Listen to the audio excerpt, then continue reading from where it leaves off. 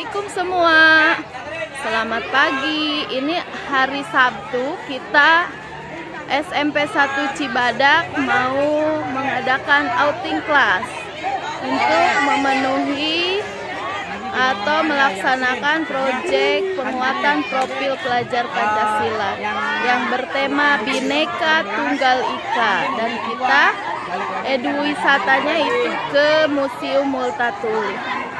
Oke, kita lihat ya nanti untuk ini proses keberangkatan. Ini naik angkot ya.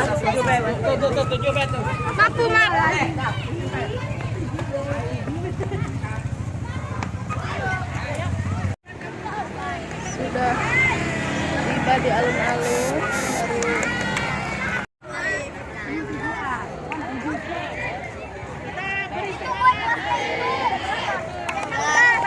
Sudah tiba di Museum Multatuli ya.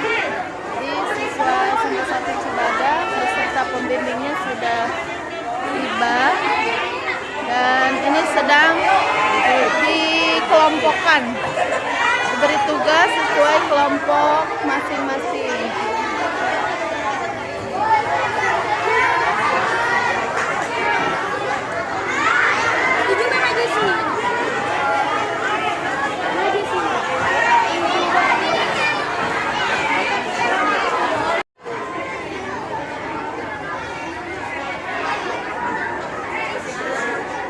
Ayo.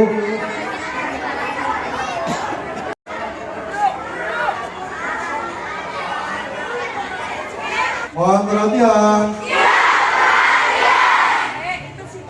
Assalamualaikum warahmatullahi wabarakatuh. Waalaikumsalam warahmatullahi wabarakatuh. Siapa yang baru pertama kali ke museum, angkat tangan. Oh, banyak juga ya. Oh, alhamdulillah kalau begitu ya. Baik, coba dengarkan dulu semua ya. Halo. Supaya kegiatan ini berjalan lancar, maka semuanya dengarkan dulu pengarahannya ya. Tidak ada yang bicara dulu. 1, 2, 3, udah berhenti semua, tidak ada yang bicara. Anakku sekalian, nanti kegiatan awal itu kita akan di sini mendengarkan penjelasan dari pihak museum. Jadi di sini dulu, ya. Setelah ada penjelasan umum, kemudian nanti secara bergiliran, secara kelompok kamu masuk. Pertanyaannya, ketika yang kelompok ini masuk, apa yang dilakukan oleh yang nanti akan kamu kerjakan? Kalau misalkan kamu akan satu kelompok itu akan membuat vlog, siapa yang tulis tangan, siapa yang berdiamnya? Kalau ini tangannya begini, dua-duanya kali berhadapan. Tugas kamu yang satu memukul supaya dengan yang satu menghindar. Kalau siap dulu tangannya, dua-duanya begini. Ayo, kamu yang siapa? HP-nya sebelum dulu, bisa-bisa. Siap. Start.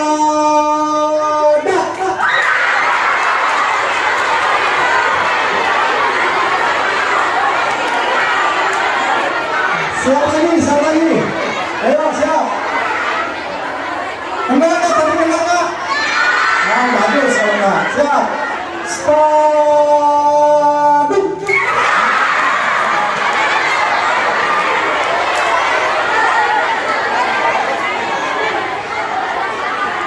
Siap lagi, siap lagi. Ayo, siap lagi. Jangan sampai kena, jangan sampai kena. Nanti kita hitung skornya ya. Kalau ini latihan dulu. Siap. Stop.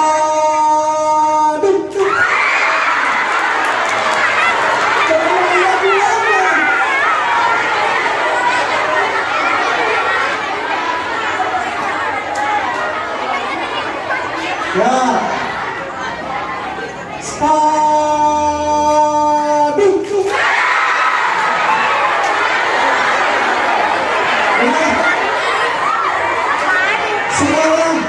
Sekarang dihitung ronde ya. Dan 1. Tapi kalau berhasil dihindari, berarti yang menghindar dapat poin. Paham tidak? Kalau sepadak pukul nih, kena berarti sepadak dapat 1. Tapi pas sepadak pukul nggak kena berarti sepadak.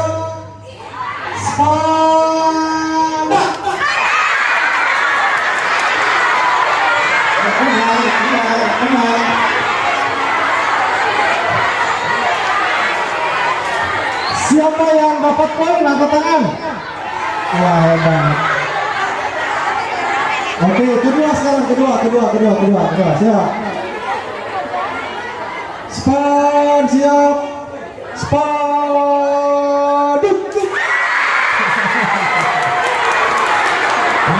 Gak kena. Siapa yang dapat poin 2? Yang 2 kali. Wah, oke, sekali lagi berarti itu. Siap. Terakhir sekarang. Sepadak.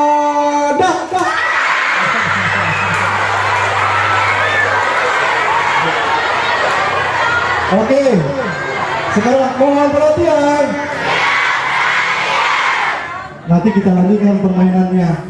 Sekarang dengerin dulu pengarahan dari Ibu Susi ya.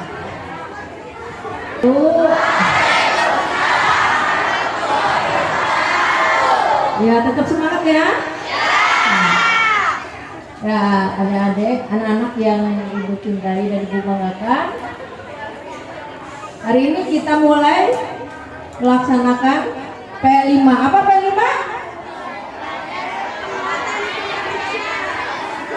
Iya, proyek penguatan profil pelajar Pancasila.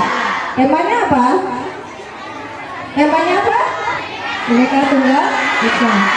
Topiknya apa?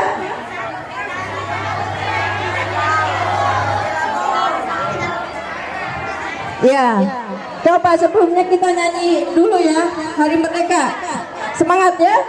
Karena sebentar lagi kita akan merayakan Hari Kemerdekaan Republik Indonesia. Siap. 1, 2, 3.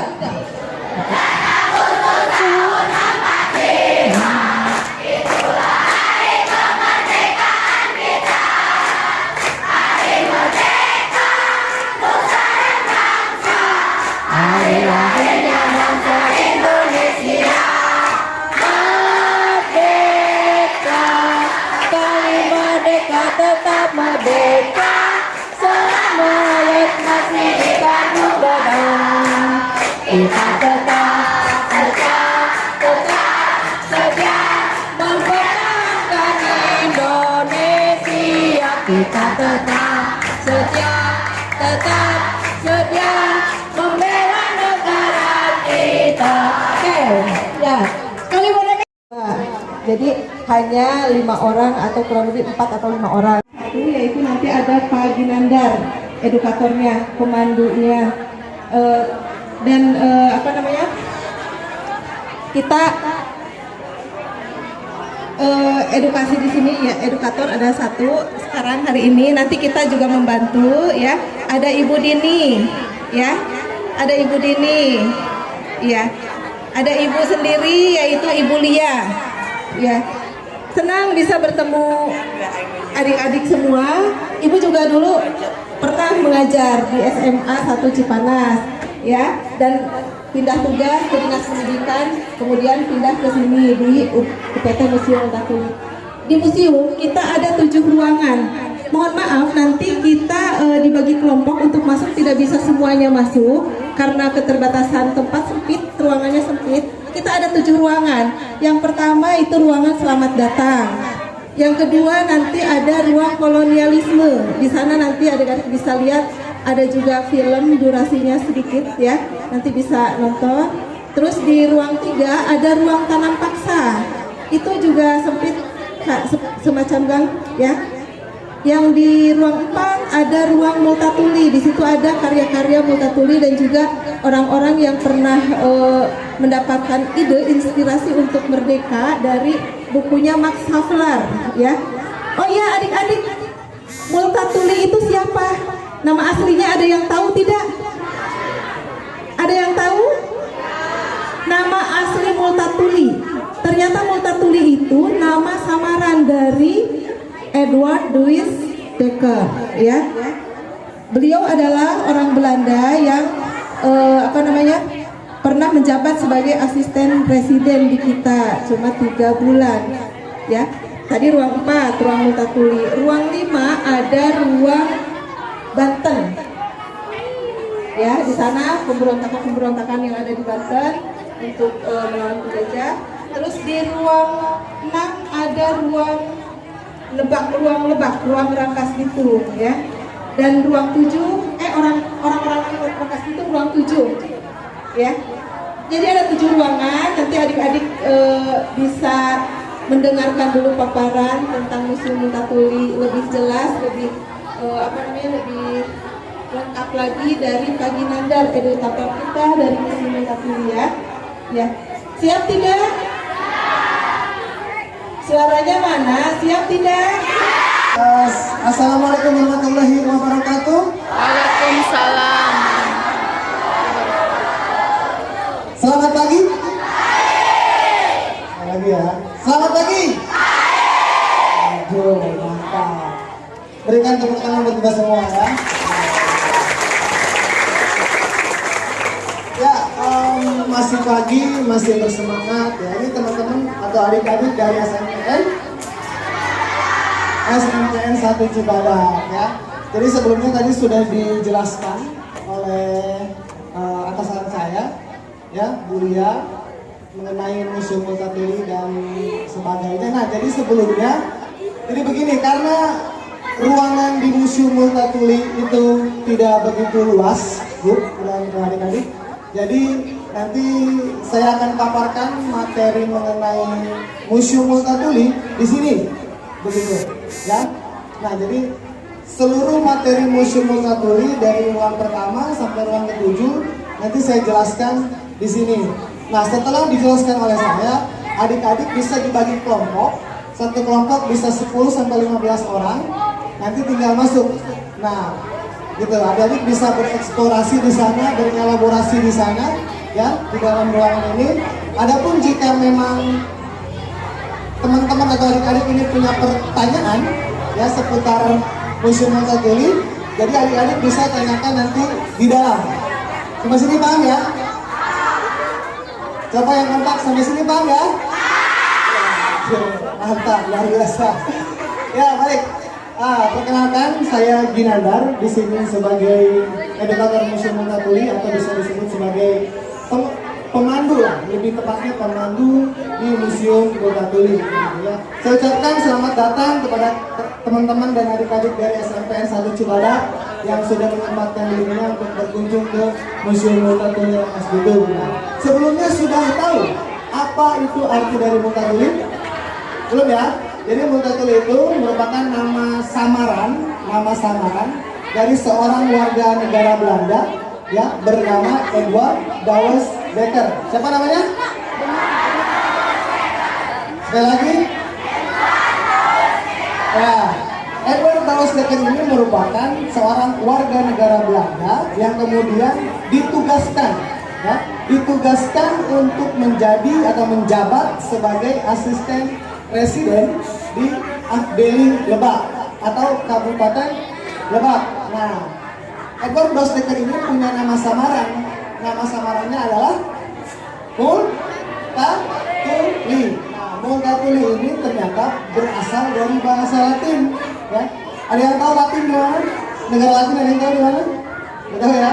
Nah, jadi Multatuli ini berasal dari bahasa Latin yang artinya adalah aku yang telah banyak menderita atau aku yang banyak menderita. Begitu, ya. Jadi Multatuli ini bukan singkatan tuli, bukan, ya. Jadi khawatirnya adik-adik di sini ada yang memahami bahwa Multatuli ini tuli, bukan. Tapi Multatuli itu adalah nama lain atau nama samaran dari Edward Louis Dekker. Nah, jadi kenapa didirikan Museum Multatuli ini? Sebenarnya tujuannya adalah untuk mengkomunikasikan, ya, atau memberikan informasi seputar sejarah Lebak, sejarah Banten, ya, dan juga sejarah Indonesia. Nah, itu dalam ruang untuk periode atau masa prasejarah ya, dan juga masa kekinian gitu. Jadi ada rentang sejarah yang harus dikomunikasikan dan diinformasikan di Museum Multatuli gitu. Nah teman-teman, Museum Multatuli ini diresmikan oleh Bupati Lebak. Nah Bupati Lebak siapa namanya? Siapa namanya? Coba yang kompak dong, siapa nama Bupati Lebak saat ini? Ada gitu Octavia Jaya. Nah, jadi Museum Multatuli ini salah satunya diresmikan oleh Bupati Lebak Hajayuti Octavia Jaya Majak tanggal 11 Februari tahun 2018 ya. Nah ini udah tahu nih, ini ada baca-baca nih ya. 11 Februari tahun 2018 Museum Multatuli diresmikan ya oleh Bupati Lebak. Nah dahulunya bangunan ini adik-adik, ini bukan bangunan rumah tempat apa, bukan bangunan rumah Multatuli, bukan. Ini adalah bangunan eks kewedanaan atau bekas kewedanaan, wedana ya. Ini adalah bangunan bekas kewedanaan dan statusnya sebagai cagar budaya.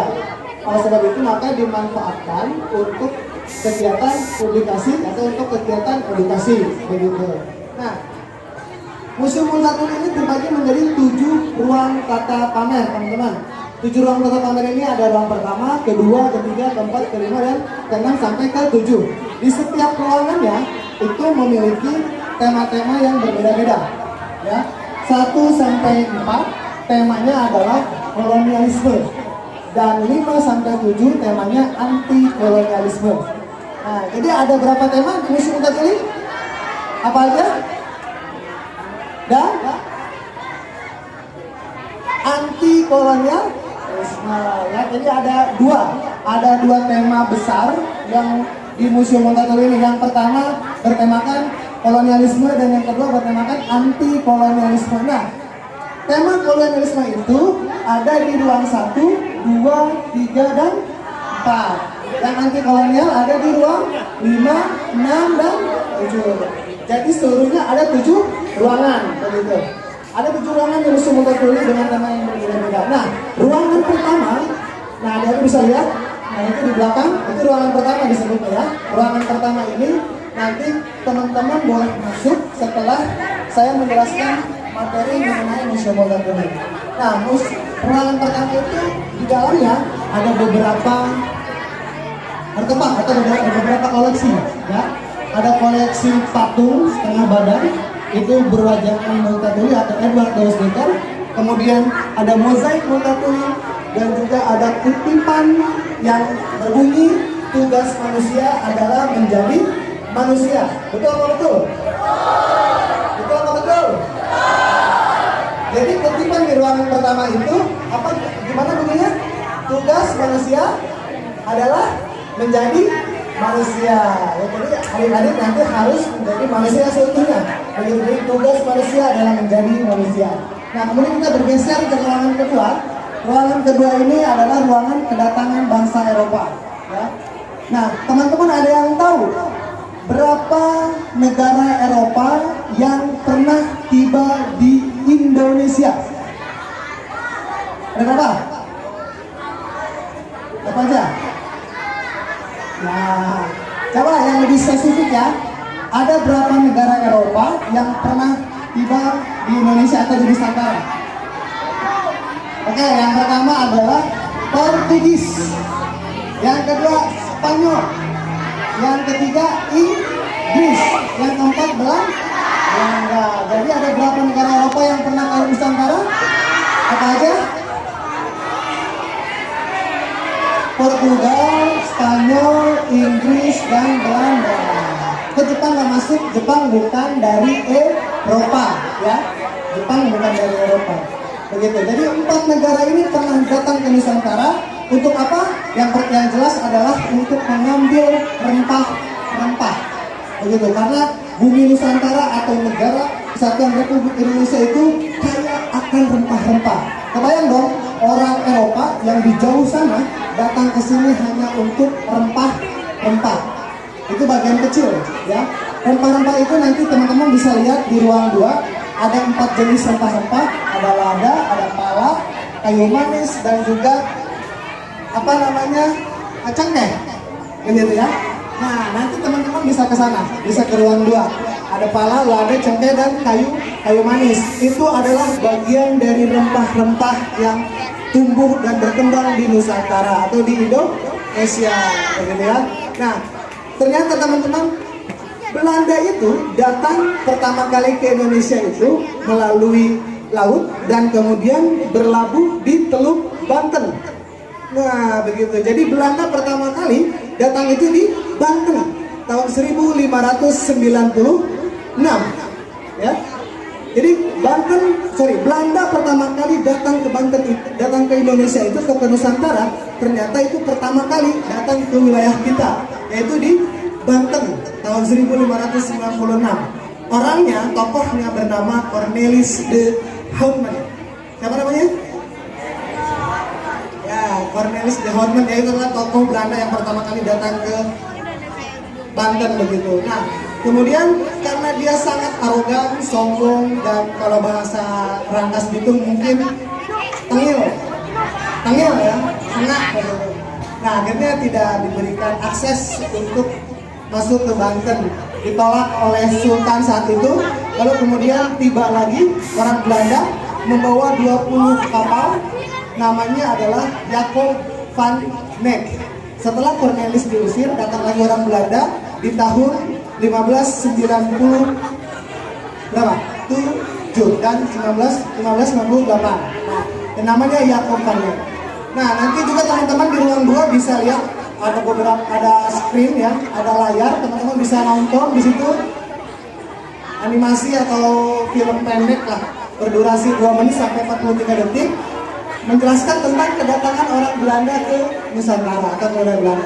Nah, kemudian kita bergeser ke ruang 3. Ruang 3 ini disebutnya adalah ruangan tanam paksa atau ruangan Kalterstelsel, ya. Ruangan tanam paksa ini dimulai tahun 1830 sampai 1870-an, begitu. Itu adalah ruang tanam paksa. Nah, di mana Multatuli muncul? Kok bisa Multatuli disimpan di sini? Nah, ternyata Multatuli muncul di rentang tahun 1856, ya.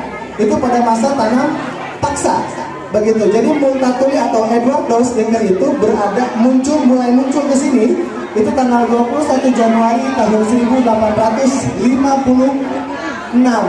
Datang ke Rangkas Bitung, ya, kemudian menjadi asisten presiden pada periode tanam paksa, begitu. Nah, lalu kita nanti di ruang 3 ini bisa juga melihat ada beberapa koin, ya, koin yang saat itu menjadi koin resmi. Lalu kemudian juga ada kopi. Nah, siapa suka kopi? Kopi ya, wah itu. Kopinya apa nih? Kupu-kupu. Kopi godai, ya. Nanti di ruang 3 itu teman-teman atau adik-adik bisa lihat ada kopi dahulu yang pernah ditanam di sini. Maksudnya di Pulau Jawa. Ya, jenis kopi yang ditanam itu adalah Robusta. Rasanya pahit, harganya mahal. Begitu. Dan kemudian dijualnya juga sampai ke dataran Eropa sana. Begitu. Di ruang 3 pun nanti teman-teman atau adik-adik bisa melihat kopi grinder atau alat penggiling kopi. Alat penggiling kopi masa lalu, ya. Kalau sekarang kan enak, tinggal pergi ke coffee shop, masukin beberapa biji kopi, digiling, kemudian tinggal diminum. Dulu mah harus dituas dulu, digerigi dulu, begitu. Ya, ada. Bentuknya persegi 1947. Nah, berdebat. Ya, ruang sejarah Lebak. Saya mau tanya, ada yang tahu siapa bupati pertama di Kabupaten Lebak? Ada yang tahu bupati pertama di Kabupaten Lebak siapa? Yang tahu ya? Belum tahu ya? Nah, jadi bupati pertama di Kabupaten Lebak itu namanya Raden Tubagus Jamil atau Pangeran Senajaya. Beliau itu berasal dari Kesultanan Banten, kemudian diganti oleh Raden Tumenggung Adipati Kartanata Nagara. Masih ingat nggak siapa namanya? Bupati pertama? Hah? Bupati pertama Kabupaten Lebak siapa namanya? Ayo. Raden Tubagus Jamil atau nama aslinya adalah Pangeran Senajaya. Begitu. Dan bupati kedua nama aslinya Adipati Kartanagara atau Raden Tumenggung Adipati Kartanagara. Nah, bupati ini yang kemudian ada problem atau berselisih paham dengan Multatuli, ya. Disitulah muncul buku Max Havelaar. Nah, buku Max Havelaar ini karya dari Multatuli mengisahkan tentang sebenarnya tentang perkopian, ya. Tentang kopi, namun di dalamnya ini dikisahkan terdapat banyak sekali kisah masyarakat Lebak, kisah pilu dari masyarakat Lebak yang kemudian diangkat menjadi sebuah nama, ya, yang saat ini kita kenal dengan nama perpustakaan. Namanya perpustakaan apa? Saija kan? Itu berasal dari buku Max Havelaar ya teman-teman. Itu diangkat dari kisah pilu masyarakat Kabupaten Lebak yang digambarkan oleh dua sejoli tadi. Nah, nanti di ruang terakhir, di ruang 7 ini nanti adik-adik bisa lihat ada banyak sekali buku Max Havelaar yang telah diterjemahkan ke dalam berbagai bahasa. Ada Inggris, ada Prancis, ada Belanda, ada Indonesia. Nah, bisa lihat di situ atau bisa baca sedikit-sedikit di situ. Juga ada 12 motif batik Lebak. Berikan kepada teman-teman yang bisa menjawab pertanyaan dari saya, ya. 5 dompet buat 5 pemenang, ya, buat 5 pemenang yang bisa menjawab pertanyaan dari saya. Saya mulai ya. Oke. Pertanyaan pertama. Ada berapa ruangan di Museum Multatuli? Dulu, sebentar ya. Turun lagi ya. Nanti saya tunjuk ya kalau misalkan, tapi jangan dulu dijawab, acungkan tangan saja. Siap ya? Ada berapa ruangan di Museum Multatuli? Kamu sini. Nama kamu siapa? Muhammad Rijal. Muhammad Rijal. Kelas 7B. Kelas 7B, iya. Ada 7. Ada 7? Iya. 7 ruangan. Ya, tepuk tangan. Ada 7 ruangan. Ya. Terima kasih ya. Iya. Nah, pertanyaan kedua. Agak mundur dikit ya, mundur dikit. Ada pertanyaan kedua. Nah, ada berapa tema di Museum Multatuli? Berapa? 3. Apa? Kolonialisme, anti kolonialisme. Oke, tepat. Terima kasih. Satu, dua, nih ada 3 lagi nih, masih ada 3 lagi, oke? Ya, oke ya. Ya, yang belakang harus lebih cepat dong ya, unjuk tangannya ya. Oke, pertanyaan ketiga adalah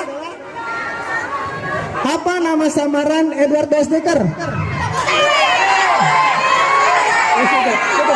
Kamu. Nah, kesini, itu yang laki-laki tuh. Harusnya tunjuk tangan dulu ya, baru nanti. Ya.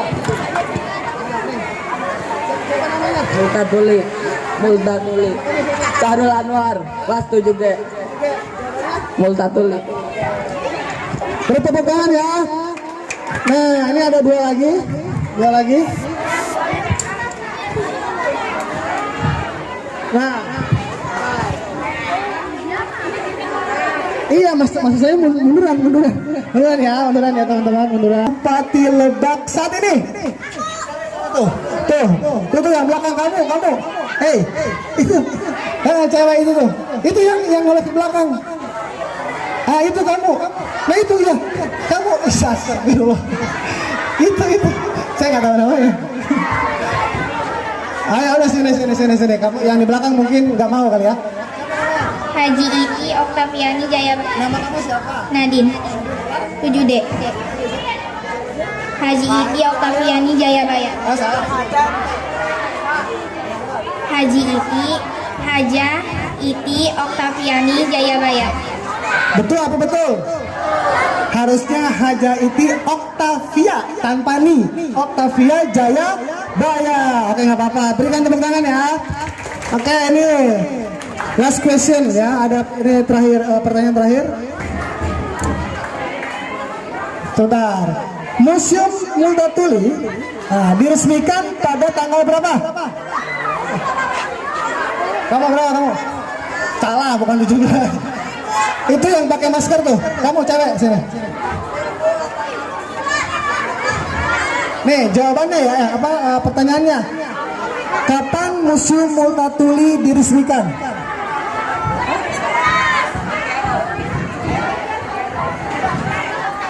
Kapan Museum Multatuli diresmikan? Belum ini ya. Kamu. Betul. Kapan Museum Multatuli diresmikan? 11 Februari 2015. Kamu sini. Siapa? 11 Januari. Oke, ya. Jadi Museum Multatuli diresmikan oleh Bupati Lebak Haja Iti Oktavia Jayabaya tanggal 11 Februari tahun 2018 ya. Nah, sekarang kelompok pertama Nurul tinggal dulu. Oke, duduk dulu semua, duduk. Ayo.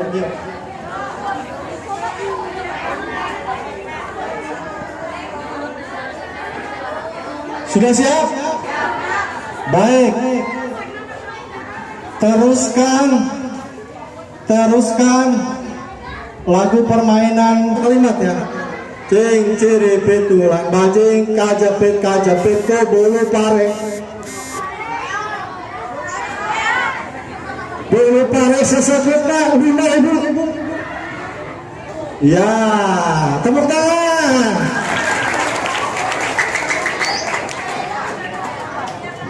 Oke. Angkat tangan dulu ya. Siapa yang bisa 5 dan 6 kelas 7A masuk.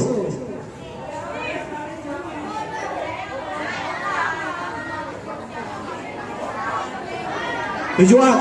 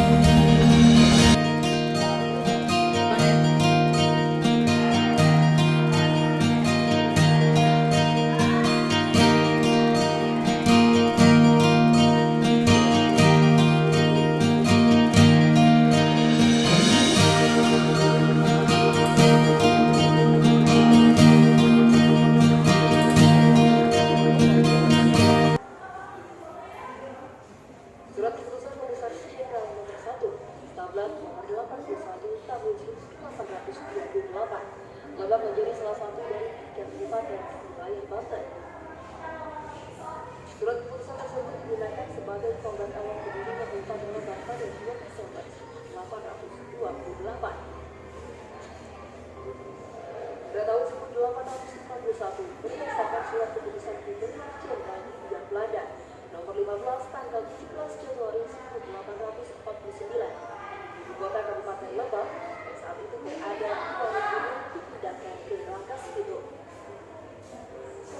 Pelaksanaan pemindahan secara resmi baru dilaksanakan pada tanggal 31 Maret 1851. Wilayah Kabupaten Lebak yang pada tahun 1828 memiliki 4 distrik dengan terbitnya surat keputusan Gubernur Jenderal Hindia Belanda tanggal 29 Oktober 1828 Tablat nomor 266 tahun 1828 diubah menjadi 1. Sehingga termasuk membawahi daerah Jangsa, Seman, dan Sajian.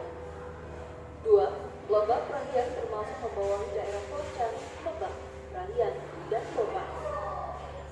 3. Parungkujan termasuk membawahi daerah Parungkujan dan Oseng. 4. Madun termasuk membawahi daerah Piluangan, Sawarna, dan Madun. Bukti-bukti prasejarah Lebak dibuktikan dengan ditemukannya prasasti Cidakian. Warga Baduy merupakan komunitas adat tingkat tua yang ada di Lebak. Keberadaannya bisa dilakukan sampai pada akhir kejayaan kerajaan Mangkunegaran. Kemudian Lebak sebagai kabupaten asal kolonial tak banyak mendominasi penduduk yang semakin besar sehingga kita belum ada. Sejarah mencatat orang-orang Lebak banyak memiliki tanah. Selain dikenal sebagai daerah yang dan berburu kala, Lebak terkenal karena alamnya. Tambak emas kotor, batu bara dan badak, dan hasilnya juga lipat luas dari kelapa, pisang, gula merah, dan bambu. Selain hasil kekayaan alam, Lebak juga terkenal memiliki keindahan alamnya. Pantai-pantai di wilayah selatan, hutan lembah, ngamai, serta sungai dengan jeramnya yang tersebar di wilayah Lebak. Hingga hari ini, hasil bumi menjadi tumpuan ekonomi masyarakat Lebak yang sebagian besar bekerja di sektor pertanian.